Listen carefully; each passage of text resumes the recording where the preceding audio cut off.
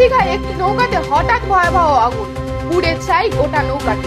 ঘটনাটি ঘটেছে নিউ দীঘার হলিডে হোম ঘাটের সংলগ্ন ঢেউসাগরের কাছে। স্থানীয় সূত্রে জানা গিয়েছে, হঠাৎ একটি নৌকায় বিধ্বংসী আগুন লেগে যায়। খবর পেয়ে ঘটনাস্থলে ছুটে আসেন কর্মরত নুলিয়া ও পুলিশ কর্মীরা। তারা ঘটনাস্থলে গিয়ে জল দিয়ে আগুন নিভিয়ে ফেলে। নৌকার মধ্যে থাকা মৎস্যজীবীদের অনেকগুলি জাল সম্পূর্ণ পুড়ে যায়। জানা গিয়েছে, ওই নৌকাটি রতনপুর এলাকার এক মৎস্যজীবী। নৌকায় আগুন লাগার ঘটনায় এলাকা জুড়ে চাঞ্চল্য ছড়িয়েছে। কি কারণে নৌকায় আগুন লাগলো তা তদন্ত করে দেখছে পুলিশ। এটা 15-20 মিনিট থেকে হয়েছে, আগুনটা লেগেছে, কিন্তু কি কারণে আগুন লেগেছে তো বোঝা যাচ্ছে না। জাল ছিল, অনেক জাল ছিল, জালে আগুন লেগেছে, নৌকোতে আগুন লেগেছে। আমরা ওইটা দেখতে গিয়ে সমুদ্রে জল নিয়ে আগুনটা নেমার জন্য চেষ্টা করেছি। আগুনটা নিয়েছে।